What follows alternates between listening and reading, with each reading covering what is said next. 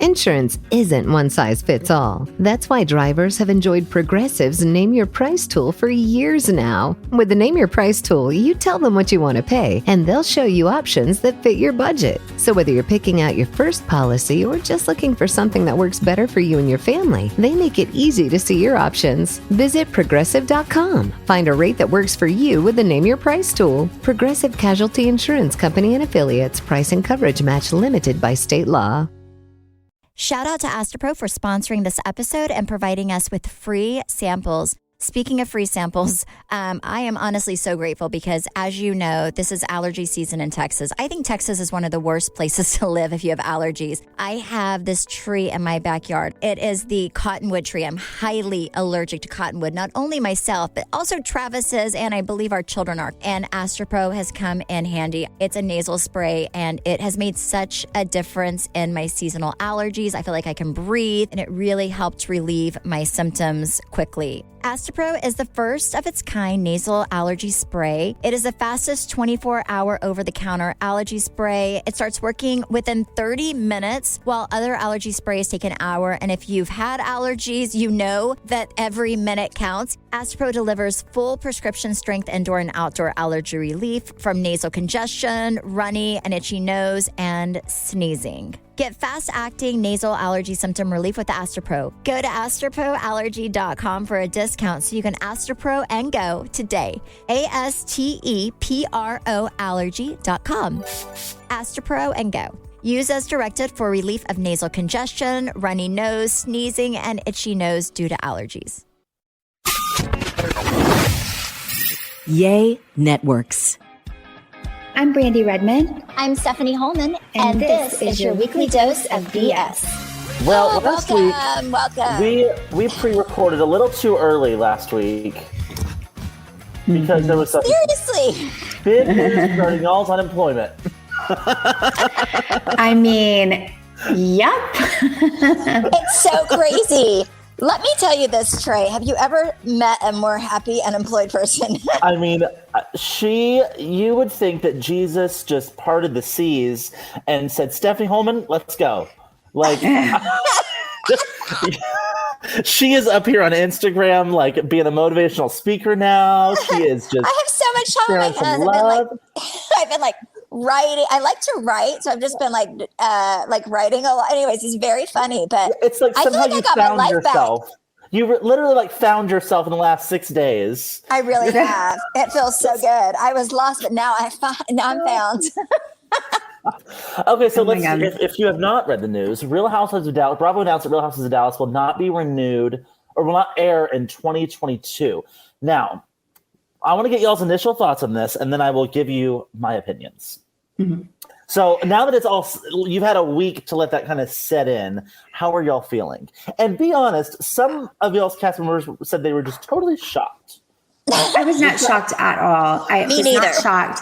I feel like, everything that had been going on, there was a lot of behind the scenes drama that was playing out in the public eye. And it was kind of like enough is enough, And I do think that I'm just going to put it out there that I think it's really hard right now with the cancel culture and everything going on.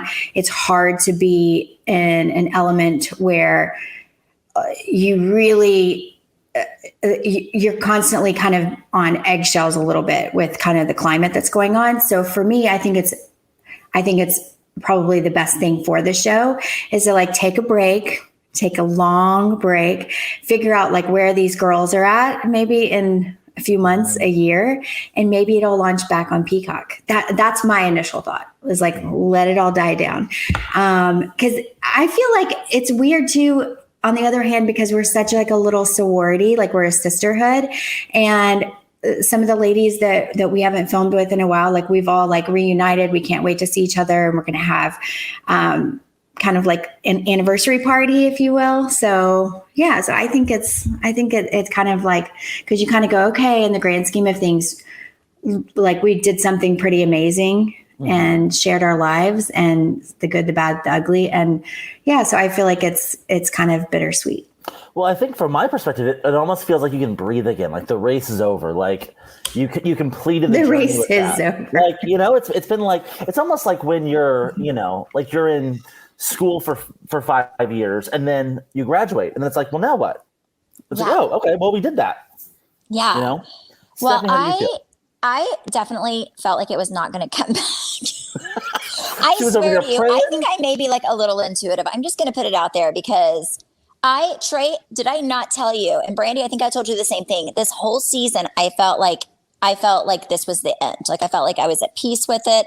I never, in my soul, I never felt like there was a decision that had to be made by me, even when,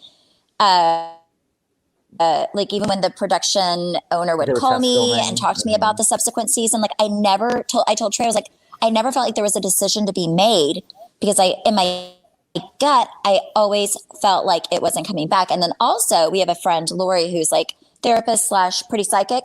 And she told me everything that happened this year. She told me what happened. Mm-hmm. Like literally I called Brandi when some of it happened and I was like, I'm going to read you this that I wrote down verbatim. It happened. Yep. Stephanie was definitely praying the RHOD away. Here's the deal.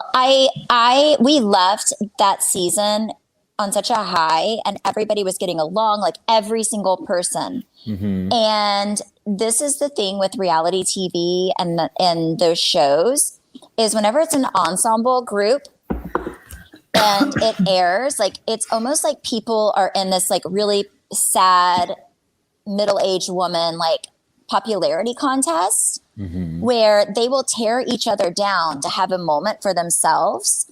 And it got out of hand. It was disgusting. And it's something I did not want to be a part of. And I think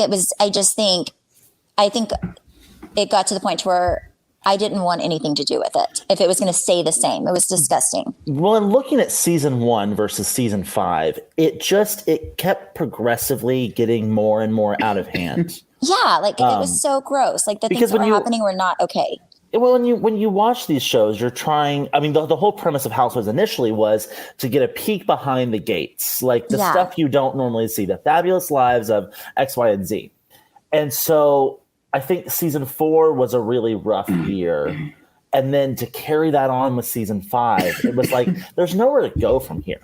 It's like the show needs a break. No. And honestly, I'll give you my opinion is I think that they're going to do that with every show that's really holding the network up right now. I think they're going to move every Housewives franchise over to Peacock. They've already filmed All-Stars 1. They're about to film All-Stars 2. Miami's coming back. You know what? I really wasn't interested in Miami whenever it was airing. I watched the first season. That was it. But now that it's going to air on Peacock, I'm interested and I'll watch it again. I think that's somewhere that I think Bravo, honestly, is behind like 2 steps on everything right now. I do too. And they need to get 2 steps ahead. Yeah. And that starts with moving all their successful shows over to Peacock. Yeah. And finding a way to revamp their successful shows. Yeah. I think they're successful. I think all the shows include, and we were on Housewives.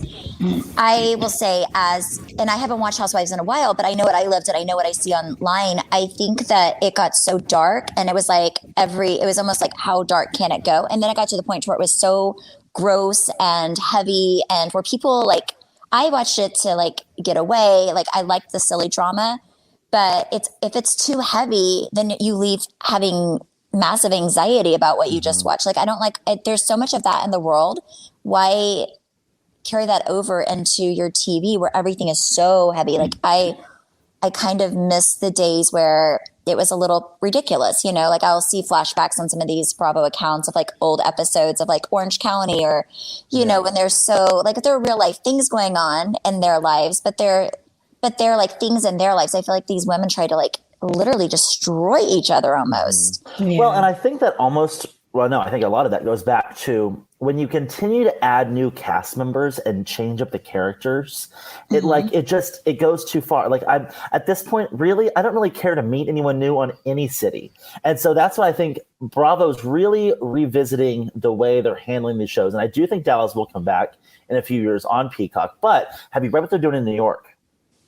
I saw something on it but yesterday that there was a possible meeting that they were having. Okay, but letting people go versus keeping them. And just say that they said that about our show and we were filming and so many people were fired and so many people were hired, and that is not true. Well, so if this is true, Jamal reported that Bravo is in talks with Tinsley Mortimer. She lives back in New York, to keep her on, to keep Ramona. They would get rid of, and they would keep the new girl. Oh, I can't think of her name. Ebony. They would demote Luann to a friend of, but they would bring Bethany on. Bethany said she would only do it if she was an executive producer, which tracks. I could see them doing that as kind of a last, because New York's ratings tanked this year. Oh my gosh. And that is Bravo's pride. Were they as bad as ours? Yeah, pretty much. Oh, wow. Well, and Ramona said that our franchise was the worst one. I can't remember how she worded it or what, but she got asked a question with Andy on Watch What Happens Live, and she said Dallas was the worst one. So I'm like, oh, thanks for watching. So that's kind of the rumor mill on what's going on over in New York, because Bravo's freaking out because I think they know things are changing. Honestly, I wouldn't be surprised if OC came back on Peacock.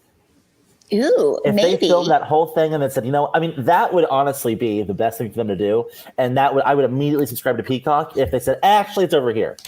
Yeah, that's really interesting. That would be smart. But I also think it's really weird that from what I read that New York has not even filmed their reunion, which Brandi and I know takes at least 2 weeks for them to edit. Well, and so that was kind of the thing in the Jamal article, was that there was the rumor that Ramona was getting fired, and Bravo. The thing is, and I think this is also where things get too far out of hand, is when cast members try to control what happens in the media. Bravo found out who it was that was putting out that story. Bravo's not happy with that person. They're going to get rid of them. I'm assuming. This is a total guess, Leah. Bravo knows what happened. It's caused a lot of tension within the cast. Wait, so fill me in, because I don't know what's going on.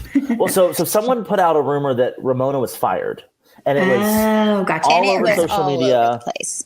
Oh, okay. Where Andy had her on, and she confirmed, "No, I've not been fired unless you're firing me right now." And he's like, "No." So that really pissed Bravo off. Bravo does not like it when cast members put rumors out there about their other cast members. So that happens all the time. Yes, but I think on our show, oh my God, yes. But especially I think in y'all's case as well, when the cast is not cohesive, the show won't go on. No. When y'all can't all get along, y'all can't it becomes babysitting at some point, and it's like, all right, we're out. Yeah, well, I think when a cast is trying to ruin the other cast members, destroy them, then the whole show gets destroyed.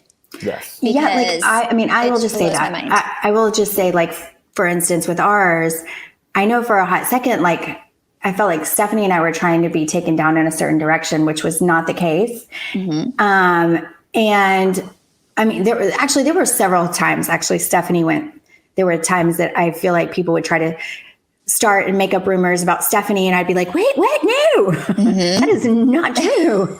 And you really, honestly, you have to really have somebody that is in your corner, that has your back, and that genuinely knows the truth. Yeah. Otherwise it's bananas, because it'll go in this, and then that's when I think it spreads through everything. And so not that you're trying to control it, but if you have somebody, because production doesn't know, but if you have somebody that's actually a friend of yours, a real genuine friend, they can help you be like, hey, this is not cool. They're trying to take this in this direction. I agree, Brandi, because I think that's where it is. I always find it fascinating, because we've always had these people, and I think every franchise does, but the people who, feel like they can only get ahead if they take somebody else down on the shoulders of somebody else. I think that's so disgusting. But you see it a lot. And then, but yeah, I've had people even at reunions who will, even this reunion, somebody came and lied and said that I was mean to them. And I was like, really? Because I'm pretty sure I have a lot of times whenever you were in the media saying I was the nicest person to you. So you can't change your mind now.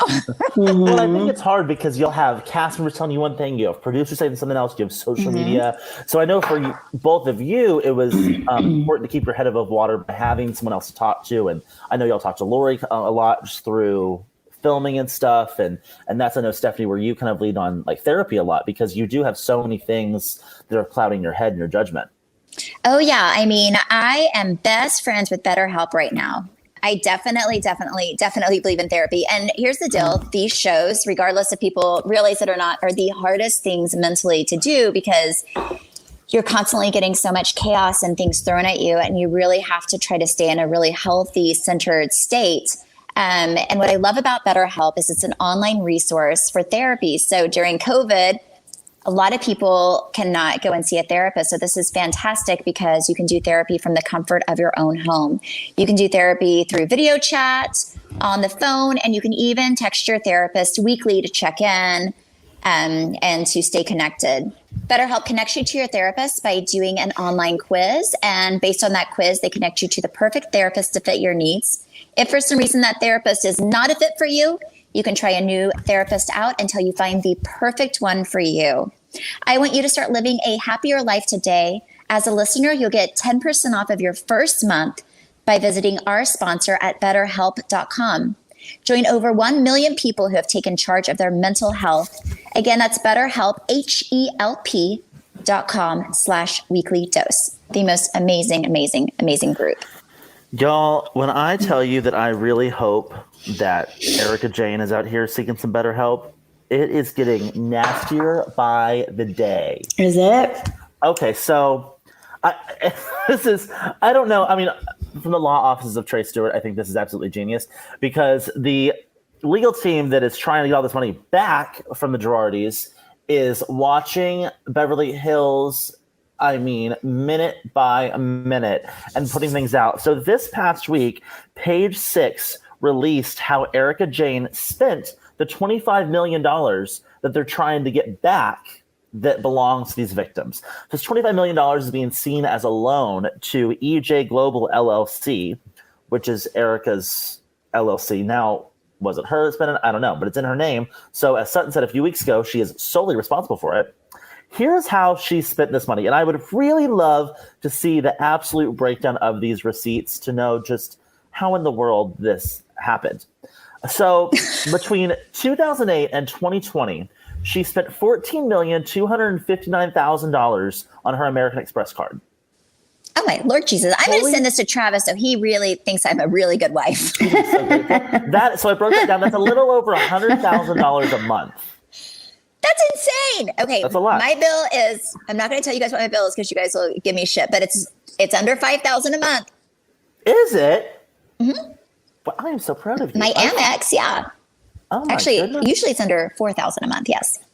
I feel like mine's a little more than that.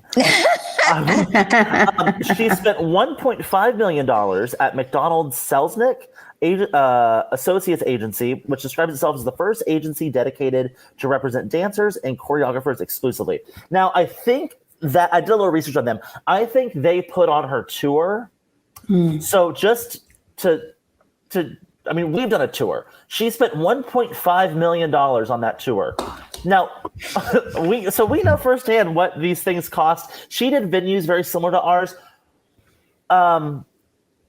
Tours are very expensive to do, but she spent way more than she made in ticket sales. If she was flying her people, she was paying for gas for the flight. I think she flew all of her people first class too. Yeah. Y'all, we drove to 2 of our 3 cities. Mm-hmm. We're ballers on a budget. Yeah. We even ran out of gas. I know. We're really That's true. trying to stay frugal. So then she spent another $1.4 million on unknown purchases. Don't give me this unknown. I want to know, there was $3,000 spent at Louis Vuitton. I want dates. I want actual credit card receipts. Don't give me $1.4 million in unknown purchases. And then I want her to sell her clothes so I can buy them. That's a lot of clothes. Exactly. She also paid Stephanie Shepard, who was formerly Kim Kardashian's executive assistant, $102,000. She paid Opius Beauty, which is an agency that represents some of the most influential artist in the world, $17,000. And then she also paid like $10,000 to the New York Times and like $8,000 to some other company that I think essentially got her her #1 bestseller book title. So what I'm reading out of all of this is that Erika Jayne is kind of one big fraud. If you're paying magazines for articles, you're paying for your New York Times bestseller list, you're paying for your tour to be successful, what part of this is real? So do you want me to tell you something that I learned? So I think a lot of people on New York Times bestsellers are it's kind of like a fraudulent thing. Like you can, So for example, politicians, I don't know if you guys knew this, but politicians to make money will write a book. And then people, because I don't know if it's legal to like give them huge sums of money, but they will buy their book or have other people buy crap tons of their book to put money into their pockets. Yes. So obviously, I guess you can buy enough books to be on the bestsellers list. I don't know, but that's a lot. I mean, I also know that there is a schedule in which like big books are supposed to be released. And so they'll have you release your book on like a Tuesday to where there are no book sales, they know between that Tuesday and Friday to where you're going to make the list because you were the top seller in those 3 days. Oh, that's insane. So I think there's ways around it, but it's interesting. There's, she was on such a high pedestal, but that pedestal is just filled with cash that she was paying to be on that pedestal. Also, just to really twist the knife, there was a report this week. The Pasadena police have found no evidence of this car crash that Erika claims that Tom was involved in 3 years ago. So the LA Times did a whole article uncovering all that. They're saying that's just BS. And now there's some pictures that came up this week of Tom. He is living. So basically this article, who put this out? This was Daily Mail. The headline is "Disbarred and Disgraced Tom Girardi forced to give up $246 million luxury lifestyle to move into an assisted living facility."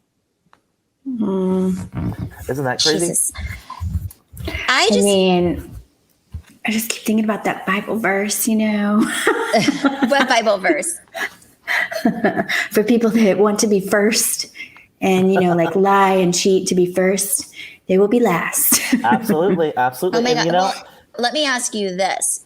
I still truly believe that she probably kicks herself for doing this season of Beverly Hills. Oh, she I should. I think she's a smart enough person. I don't think everybody is in this franchise, but I think she's a smart enough person to know that it was not going to be good legally for her to do this. I think she was in it and it happened and she just had to kind of go with the blows, I guess. But I don't think she started out knowing that there's no way. If she did, that's crazy to me. I don't know. She filed for divorce 2 weeks in. 2 episodes in. So who knows how long they were filming, but it was no more than a month. Yeah. I bet you everything just snowballed. Okay, so say I'm getting a divorce from Travis, right? And say he's doing all this fraudulent stuff and I found out. Say I didn't know before, but I found out and I was getting a divorce, whatever.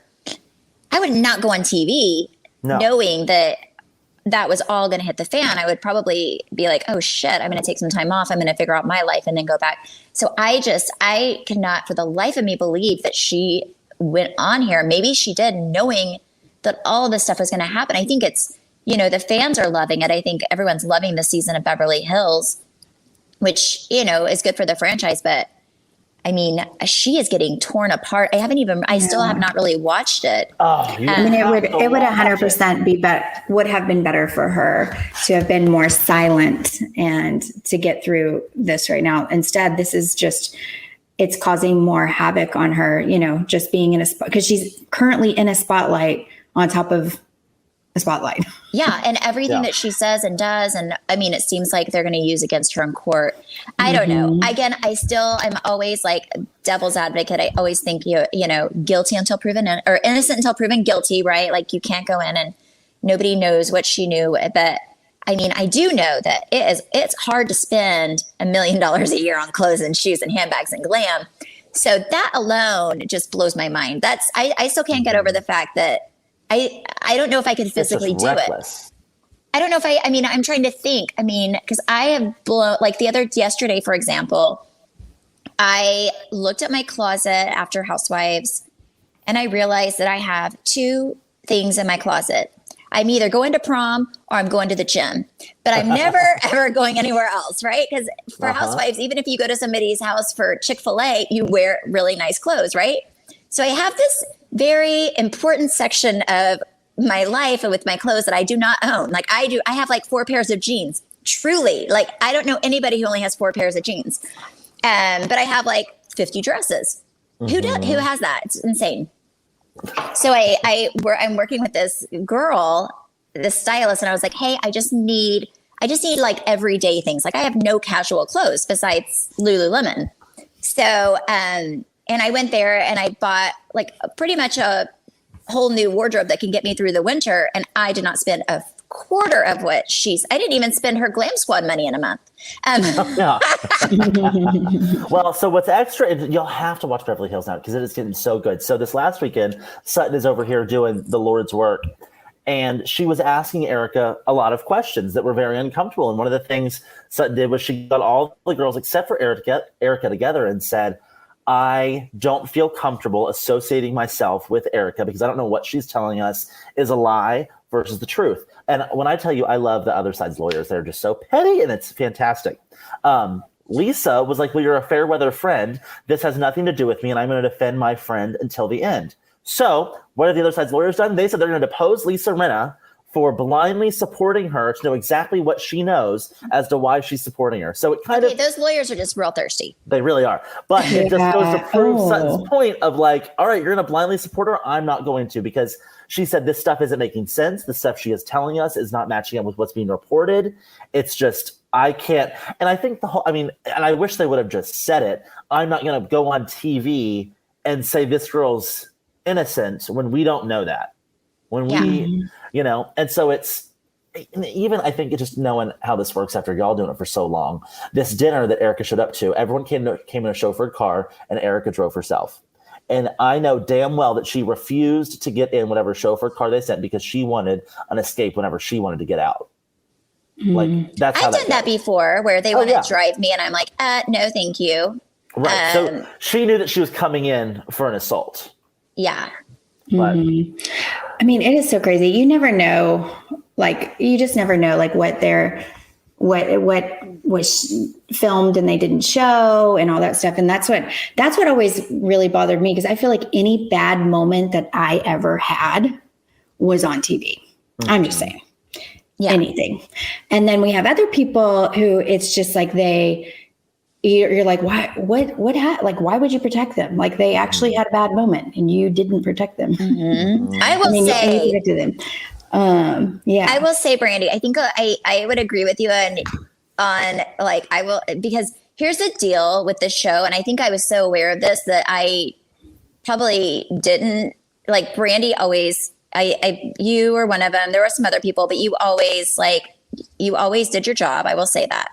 And if there was a conversation that had to happen, you went there. But what I've realized in Housewives is the people that go there, I kind of learn from other people's mistakes. And the people that go there, there's always a reason they go there. And it always makes sense, right?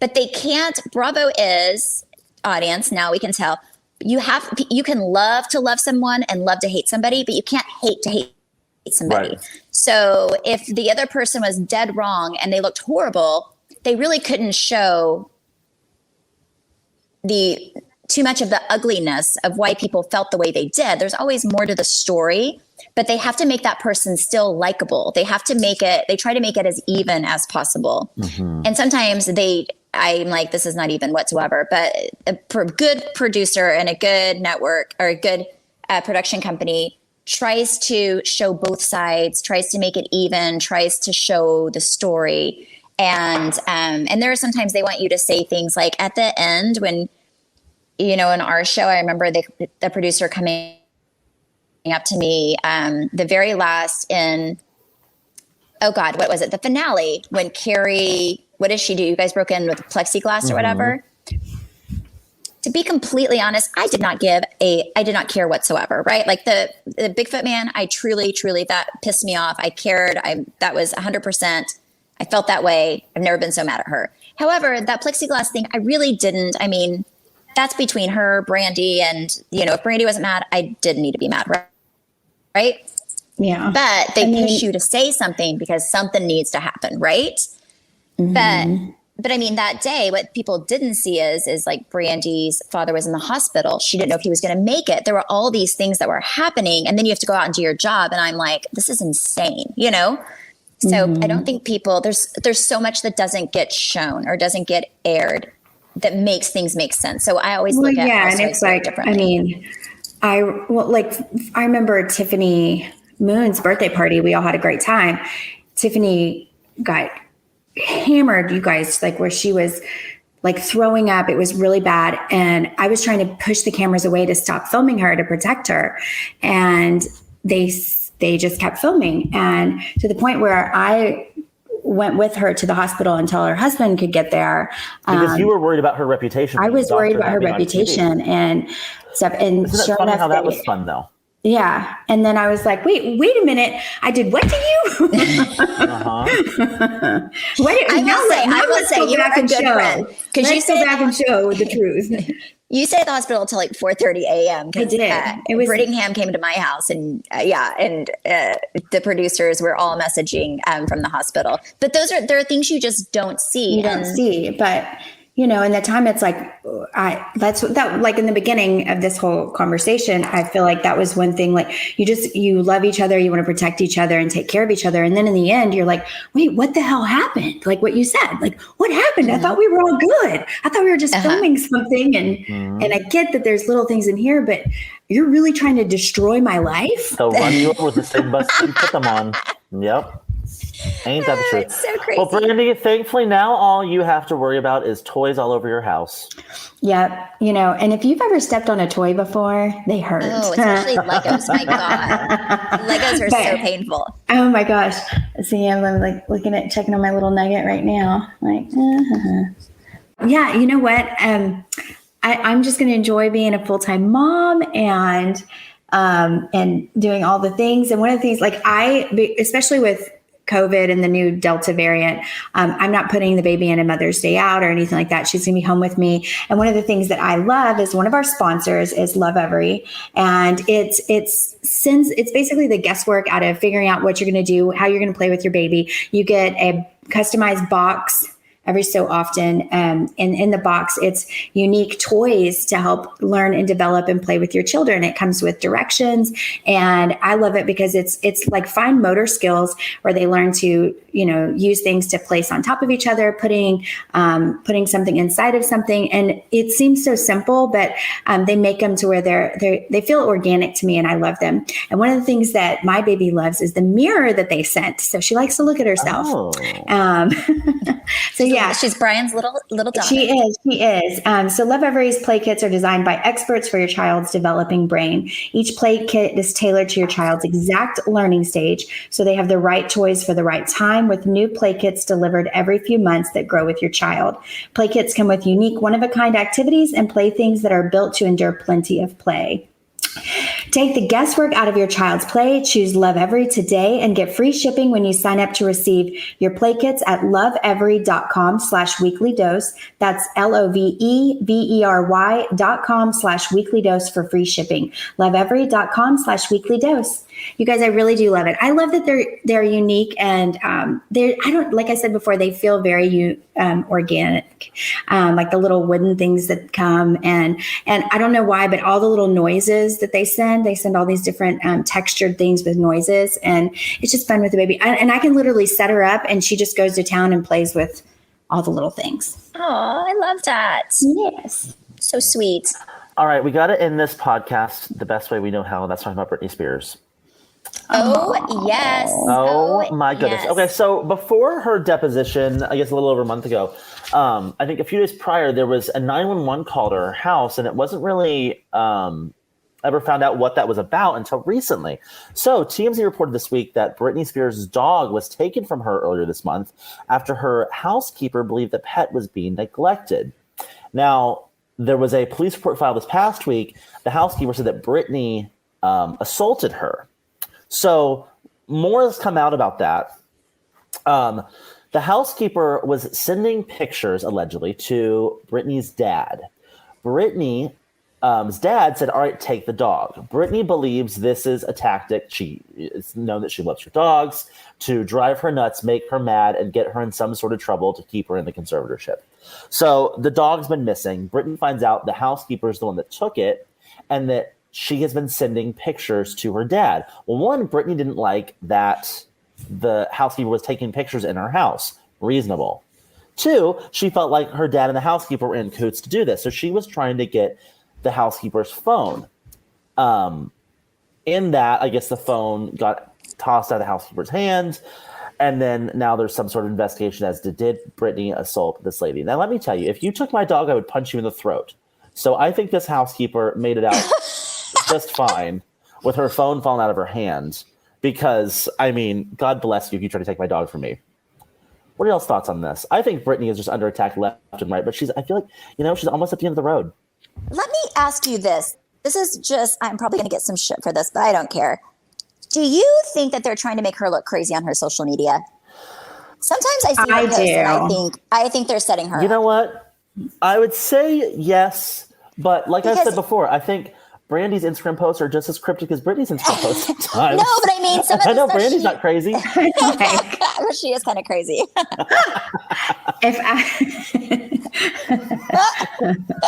I mean, I don't know. She just seems very. No, but it just seems kind of all over the place. It's like in some she'll be like very flowery, and the other one she's like, if you don't like my dancing, you can go fuck yourself and step on Legos and eat a turd. Like it doesn't. That's something I feel like Brandi would say. She is a little. I'm gonna start calling Brandi Spears. Yes. I don't know. I just sometimes I follow her. She's fascinating, and I love her, and I hope she definitely has her life back. But sometimes I'm like, are they setting her up? Because sometimes it just feels all over the place. Well, I mean, I love her, but I mean, my favorite thing is this move. Oh yeah, she does that like leans into the camera thing. She did post a month or two ago something about her dancing videos, and she was like, realistically, I will never dance on stage for you all ever again as long as I'm in the conservatorship. So this is and it's all I know. So this is my one outlet to dance and like perform for you all, and that's what this is for me. It's my outlet. It's my page. If you don't like it, unfollow me. Which I'm like, no, get that. It's not that. But what's crazy is like the dancing that she does isn't the dancing that when you go watch her. It's not the same. Yes. So I don't know. Like I feel like what she shows us is like her signature moves. Mm-hmm. Yes. No, it's more about her. Like sometimes her captions are just very entertaining. Well, like they're just all. I'm just saying. Well, when she seems so sweet, and then when she walks into her white background, and then she does a few like modeling poses, and then she walks off, and then she comes back. Well, and I think there's something because for a while people were commenting, they were like, if you need help, wear a red shirt next time, or if you need help, wear a red dress. And she said something in a caption a few weeks ago when her dad said he was going to step down as a conservator. She said the red dress is finally almost off. And so it's like, all right, maybe these are like cryptic things. Yeah. Tell the real super very fans. Cryptic and strange. Like I feel like I need a. It's the language we don't know. I just don't understand some of it. And people, yeah. But then I think, is she doing it to fuck? Did you see that one where she's like, hey guys, everything's going so much better, with the conservatorship or something like that. And then she says, okay, now I'm going to answer a few questions. And I keep asking. I think that was her like, it's going to be all about that. I thought that was like hilarious. Yeah, I think she was being a shithead, like in a good way. Like, yeah, like I enjoyed that. Like she's like my favorite clothes are from J. Crew because they have both men and women's. If I was her and the media, potato chip is like these are. I was like, these are people's burning questions. What? If the media scrutinized me the way they've scrutinized her, I would probably mess with the media as well and be like, I mean, have them write stuff about me. It's really funny. Her stuff is so entertaining to me. I'm just like, oh wow, I just love it. Like she went from being all like flowers and rainbows to now being like, Fuck off, step on Legos. Eat a turd. But you know what's so funny is even with those things, the media will report they're like Britney Spears so funny. stuns and green dress and red heels, and she's like, what? Like in like her weird videos, but I don't know. Oh, but I did notice she did give like an ode to like JT in one of her posts. Did you see that? Yeah. No, what did she do? Told me to go step on Legos. She told him to go step on Legos? Pretty much. Wait, Not happy Brandi, with him. send that to me after we get off of this. I'm interested to see. I did not. I was like, Wait, can I tell you guys one thing that happened last night that I cannot believe I forgot because it was the most traumatic thing that's happened to me in a long time. And I wish I would have just took the time to breathe and take a video because it was that unbelievable. So last night, Chance and Cruz are home. Chance is in my room, like on my little blue couch that I'm sitting on right now, and which is right by the bathtub, close, like it's, in the same hallway. So I walk by him and I'm going downstairs. I'm like, hey, and I noticed the water's running he's running a bath for himself. And I said, hey babe, just make sure that you're watching your bath. Because he was on there, probably looking at TikTok or something. So make sure you're watching your bath because, it's running and, I'm going to go downstairs, right? So I go downstairs doing whatever, probably playing Bejeweled, knowing me, but whatever. So then out of nowhere, I hear Chance, like this is maybe 15, 20 minutes later, I hear Chance screaming at me, Mom! And I'm yelling back. I'm like, I'm in the blue room. And then he's like, keeps yelling, right? And I'm like, what in the world? So I go out to the kitchen. It is raining in my freaking kitchen. He forgets to turn the water off. And the water floods my upstairs. And whenever it floods, it somehow gets trapped in between floors. So in the kitchen, out of every light fixture, it is pouring. It is pouring down rain. We have buckets. Every towel in my house had to be used to sop up the water. It was raining. Thank God Travis wasn't home. Because he would have been like, I'm much easier than he is. He would have been freaking out. But now we have to completely redo our ceiling in our kitchen because there was water damage. It was that bad. Raining from the light fixtures, like pouring puddles of rain. So how did Travis react to that? Well, I had it very cleaned because Cruz and Chance and I got in there. Like we were going to town trying to like get buckets to catch the water from. That's how much it was raining, like buckets of water from the bathtub. So we got it all cleaned up, and then I had 2 huge, loads of laundry of just wet towels I had to go through. So he came home and he actually handled it pretty well. He just, but I think if he saw it, he would have freaked out because I was freaking out because it was like it was raining inside my house. It was crazy. Oh my gosh. But after it was over, I just wish I would have taken a video. That's all because it was so unbelievable. Wow. I know. Well, next week we have to tell them about the Garth Brooks concert. Oh my God. Yeah. Please remind me, Trey, next week to tell about the ride. Yeah. It's so good. It's unbelievable. Well, I am going to go enjoy my last few days on the beach. I know. You have so much fun. Have so much fun. I liked you're falling for you post. Wasn't that cute? Oh, so cute. Which one is that? I saw the scissored. It was me. Scissors? Oh, the one them holding me? No, yeah. We were falling off the swing. Ooh, okay, I'm going to have to look at that. Okay. Cute little captions. I love it. Stephanie, where can we follow you? At Steph Holman on Instagram and Facebook. At Brandi Redmond on Insta. And you can follow our podcast at BS the Podcast. Bye.